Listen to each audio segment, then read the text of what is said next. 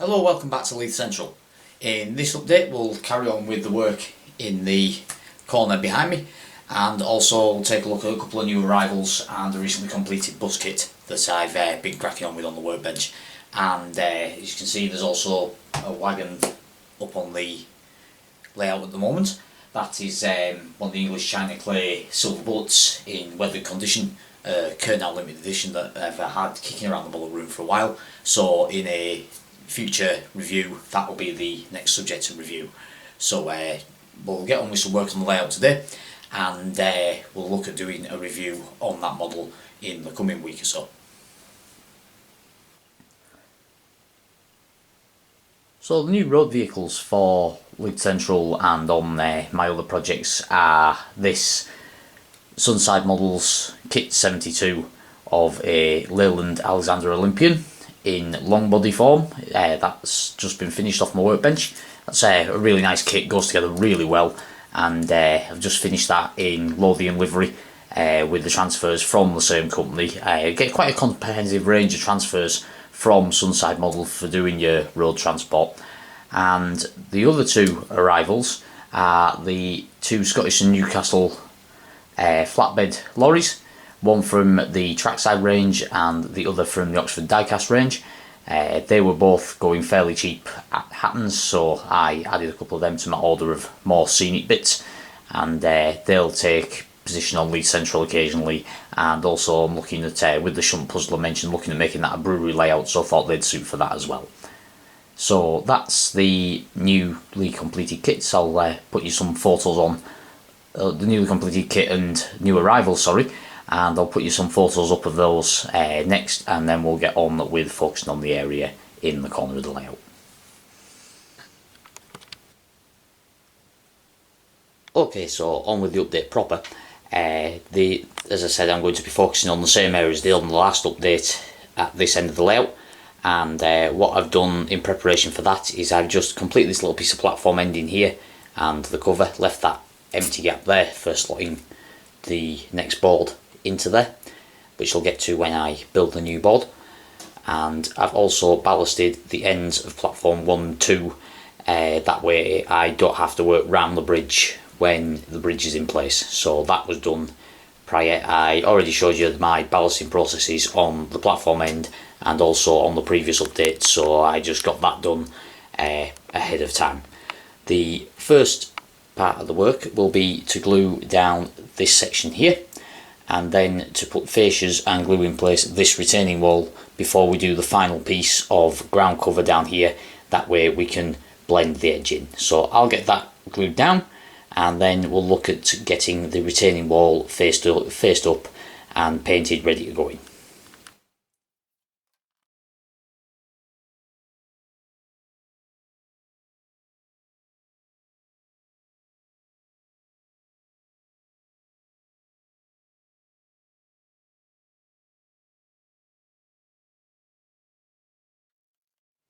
So the next job for the corner is getting this retaining wall mock-up made to look more realistic. So to that end, to actually give it some relief, what I'm going to do is I'm going to place two flat sheets that I've already cut to size to get them the right way around, that will fit flat onto this in that position there, and then I'm going to raise the rest of it on 2mm plastrut strip. These come in packs of about 5 or 6, I think, so you get a good amount of that. I think they're about a £5 a pack, so I've got quite a few packs of them in the model room. So I'll get this built up, and I'll come back to you once that's all glued in place and ready for the top layer of brick, and I'll explain why I'm going to put some extra details on it.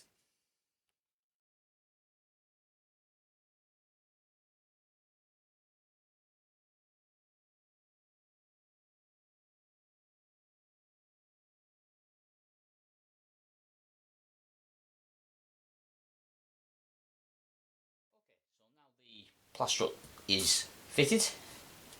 The plan is to build the top space using offcuts. For example, this long piece here that will fit across the top there. The idea is use up some of the decent scrap box, and then the spaces matching the ribbons on the bridge. I'm going to use this same stuff as I have been using on the bridge, the 3mm plastic card strip to represent like copings on here. So that's the plan, so I'll get on with sticking those on.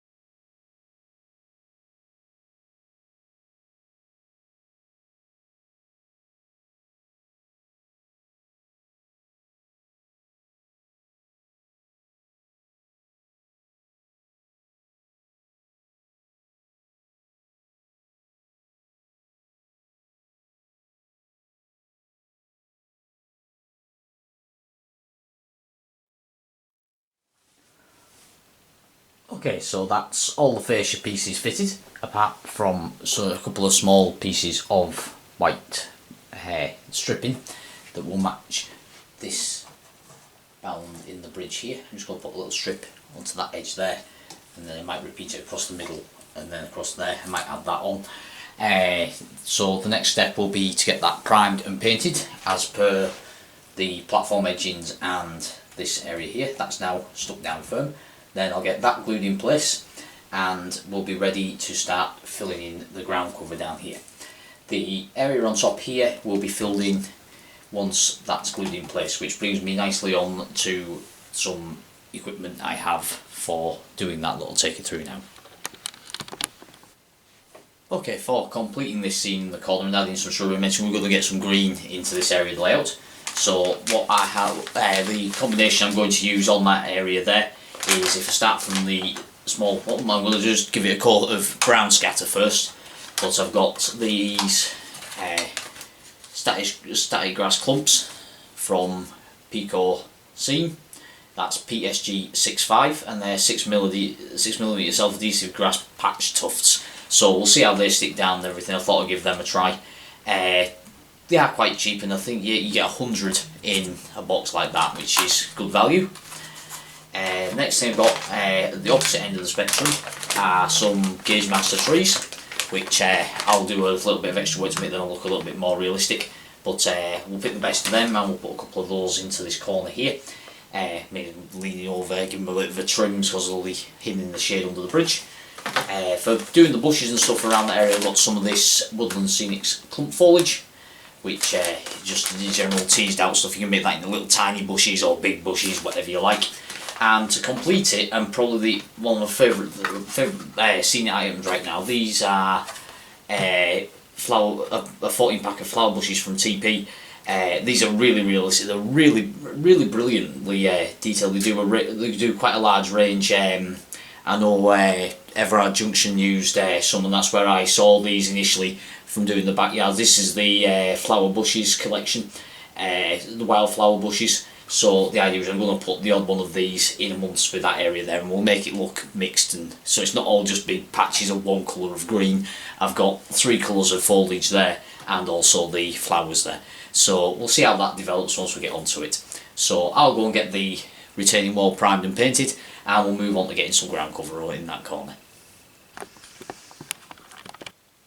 Okay, so that's the retaining wall now painted up and glued in place.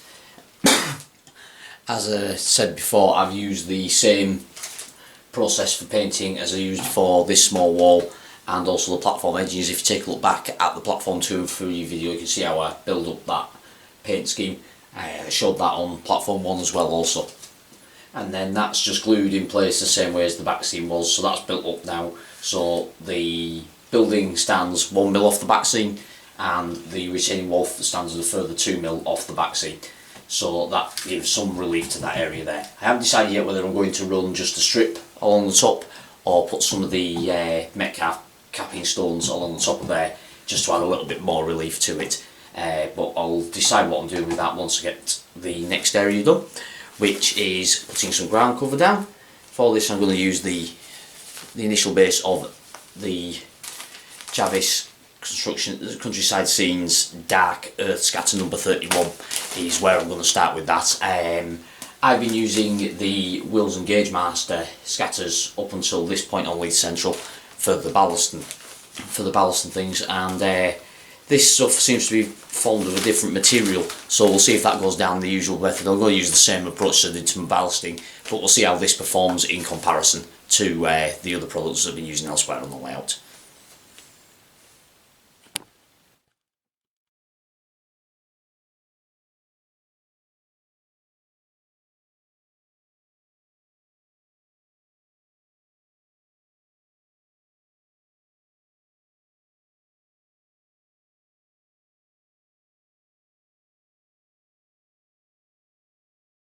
So that's the scatter down, use the usual method that I've used for the ballasting. One thing I would say with this Jarvis Scenic stuff, it is a lot lighter, and I don't think it's not actually made from stone. It's a lot lighter than the stone scatters you can get, and it does float if you don't get the level of washing up liquid right. It goes down eventually, but you will use a lot more liquid, is what I've found. So if you're doing large areas, I'd recommend using the Wills or the Gauge Master stone, and then this is only used for small areas like I'm doing now. So when it comes to scatters, the Leith Central recommendation is to go with Wills, Gauge Master or Pico actual stone scatters, and the Hornby are doing a range now as well as part of their I think it's Scaledale they call theirs. I can't remember whether that's Scenecraft is back and Scaledale's Hornby. That's the way around it is. I always struggle to remember that. So I recommend sticking to, for large areas, sticking to stone based ballasts rather than these light flock ballasts and scatter materials, because they're basically they float and they're a lot more difficult to control compared to usual stone. So that's what I reckon. That's my recommendation on scatter material. While that material dries, I'll just take you through a couple of other little jobs I've done on Leith Central over the past couple of weeks. I fitted this ground signal into platform 1 and 2 just for controlling the crossover. That's just mounted on one of the Metcalf concrete slabs, and just built that up, painted it and got it stuck in place. The other area I've been plodding along with has been fitting these Metcalf stones. Some of them still need an additional bit of glue to stick down, but I have all the corner bits now cut along the edge here, and also I've extended outwards along the bus interchange with the cobblestone. So that's one of those things I'm just getting 4 or 5 put down here and there in between stuff, or when I've got a spare 5 minutes, and slowly chipping away at that, because there is a lot of area to cover. Okay, so now the surface has dried. What I've done is I've test fitted some of the bits I bought from the Scenics ranges, and just to see what it looks like. I've also fitted a location cabinet, as you may see at the edge of the board there, just to cover up a join in the upright of the wall. Just place that there, and that's just set in with the glue. I've fitted a couple of the self-adhesive pieces of grass to cover some gaps as well, but the clump foliage, trees and bushes are only just lying there now. I was just testing around with how I wanted to fit it, and I'm quite happy with how it is, so I'm going to get some wood glue on the go and get that stuff glued in place.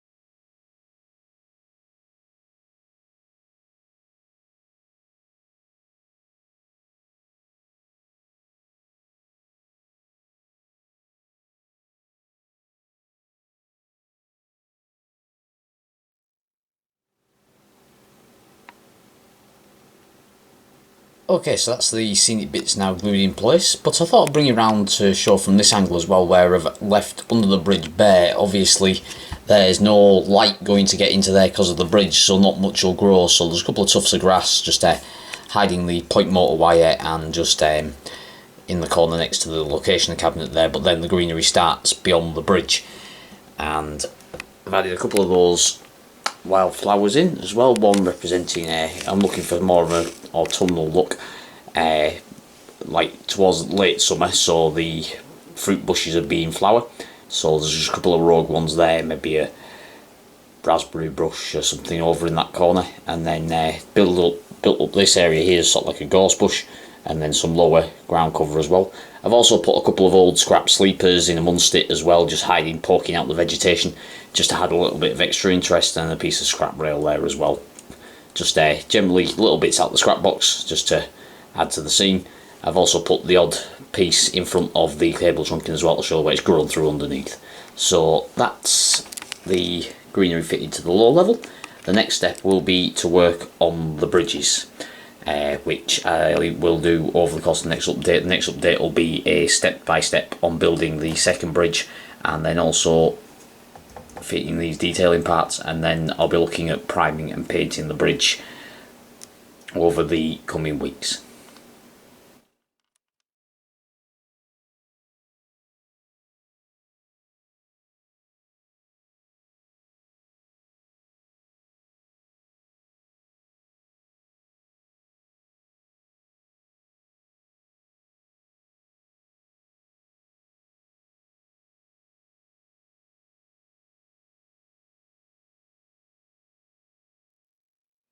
Right, so just to finish off, fit the capping stones to the top of the retaining wall there, just using the Metcalf paving stones. I find they're quite good for this when I'm making quite a thick retaining wall. Just use those as the capping stones with a little bit of PVA or wood glue along the top, just to help them out and make sure they do bond properly.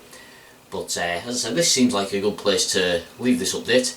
In the next one, I'll look at doing the step-by-step for the next half of the bridge, and we'll look at doing all the details and things on the bridge and getting that up to a level where it's about ready for painting. Hope you've enjoyed the update and seen some greenery actually go down on Leith Central for a change, rather than all the platform building and ballasting that's been going on recently. I've got 47973 there out just to post for a couple of photos, which will get up on the Facebook group. The new vehicles and stuff are also on there. I'll be looking to do the review of the English China Clay Silver Bullet, and also look at the Leith Central road fleet over the coming week, so just to keep the videos coming and give you something to watch. But my next area of work will be working on the next bridge and getting these two joined together and all the fascias on ready for painting. So hopefully over the course of the next update we'll have a full bridge ready for painting, and then the next step will be the platform 1 ramp from the bridge. I'll be looking at doing the design work for that, and I'll take you through my approach to scale drawings on that one as well. So I've got an idea of where we're going next and what's next and what will be coming up on the channel.